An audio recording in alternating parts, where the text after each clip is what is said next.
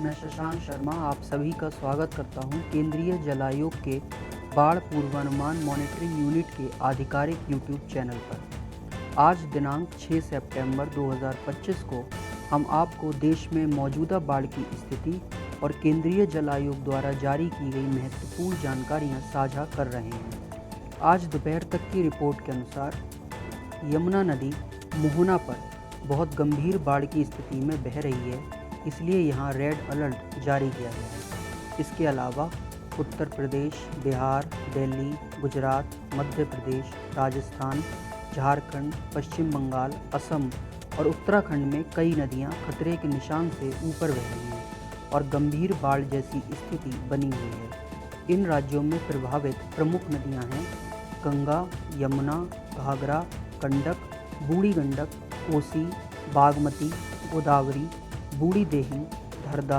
नर्मदा, सिंध, चंबल, रामगंगा, सरयू, सोन, शारदा और अगलार। इन नदियों के जलस्तर और अगले दिनों के पूर्वानुमान की विस्तृत जानकारी आप हमारी आधिकारिक वेबसाइट पर देख सकते हैं।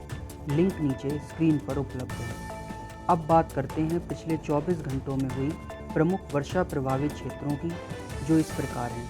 गुजरात के पश्चिमी और दक्षिणी भाग, पूर्वी राजस्थान का मध्य भाग तथा महाराष्ट्र के उत्तरी तटीय क्षेत्र। सबसे पहले दिल्ली की बात करते हैं। वर्तमान में केंद्रीय जल आयोग के दिल्ली रेलवे ब्रिज साइट पर यमुना नदी गंभीर बाढ़ की स्थिति में बह रही है। हालांकि जल स्तर में गिरावट का रुझान है। आज रात तक जल स्तर घटकर लगभग 206 मीटर तक पहुंचने की संभावना है। अधिक जानकारी और ताज़ा जल स्तर देखने के लिए कृपया CWC की आधिकारिक वेबसाइट देखें। जल भराव की जानकारी, जिसमें पानी की गहराई, प्रभावित क्षेत्र, तहसीलें और बाढ़ की चपेट में आने वाले गांवों की जानकारी दी जाती है, यहाँ उपलब्ध है। महाराष्ट्र की तरफ नज़र डालें तो मानसून की तीव्रता बढ़ने और अच्छी तरह विकसित निम्न दबाव क्षेत्र के कारण अगले 24 घंटे में धुले, नंदुरबार, नासिक, पालघर, ठाणे, रायगढ़ और मुंबई उपनगरीय जिलों में बहुत भारी वर्षा होने की संभावना है। इस कारण तापी, दमनगंगा, बैतरणी, उल्हास, कलुंद्रे, पातालगंगा, मुंबई की छोटी नदियाँ, अंबा, सावित्री और अन्य पश्चिम की ओर बहने वाली छोटी नदियों में जल स्तर बढ़ सकता है तथा सामान्य से अधिक से लेकर गंभीर बाढ़ की स्थिति बन सकती है। यह स्थिति अगले 2 दिनों तक बनी रह सकती है। साथ ही हथनूर परियोजना में अगले 24 घंटों में सामान्य से अधिक पानी आने की संभावना है।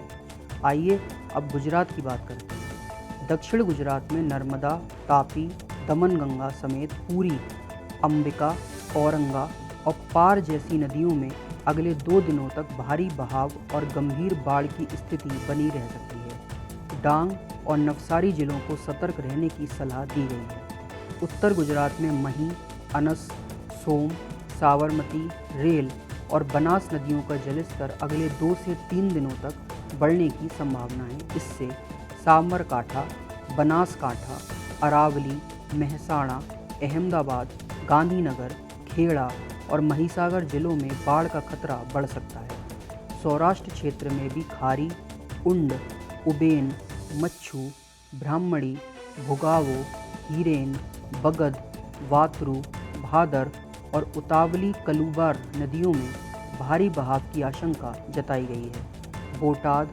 राजकोट, मोरबी, सुरेंद्रनगर, जामनगर, देवभूमि द्वारका, पोरबंदर, जूनागढ़ और कच्छ जिलों में अलर्ट जारी किया गया है। उधर उकाई, सरदार सरोवर, मधुबन, कडाना, धरोई और दांतीवाड़ा परियोजनाओं में अगले 2 से 3 दिनों तक सामान्य से अधिक पानी की आने की संभावना है। ऐसी स्थिति में बांधों से पानी छोड़ा जा सकता है और इसके लिए निचले क्षेत्रों को पहले से सतर्क किया जाएगा।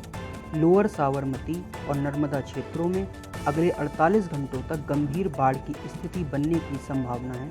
प्रशासन ने दोनों क्षेत्रों को हाई अलर्ट पर रखने और लोगों को सतर्क रहने की सलाह दी है।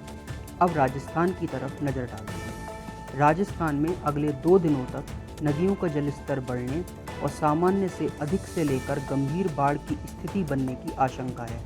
यह स्थिति खासकर माही, सोम, साबरमती और वेस्ट बनास नदियों में देखने को मिलेगी, जिससे प्रतापगढ़, बांसवाड़ा, डूंगरपुर, उदयपुर और सिरोही जिलों पर असर पड़ सकता है।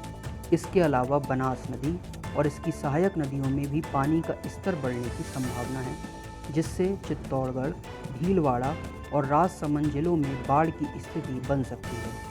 सोमकमला, माही बजाज सागर, काली सिंध, राणा प्रताप सागर, गंभीरी और बीसलपुर परियोजनाओं में अगले 48 घंटों में सामान्य से अधिक पानी आने की संभावना है। स्थिति को देखते हुए बांधों का संचालन एसओपी के अनुसार किया जा सकता है और पानी छोड़े जाने से पहले निचले क्षेत्रों को सूचना दी जाएगी।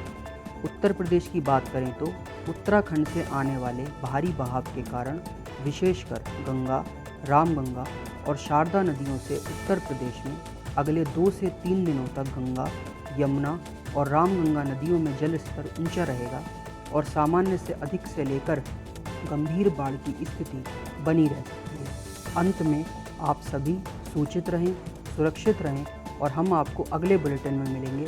तब तक के लिए धन्यवाद।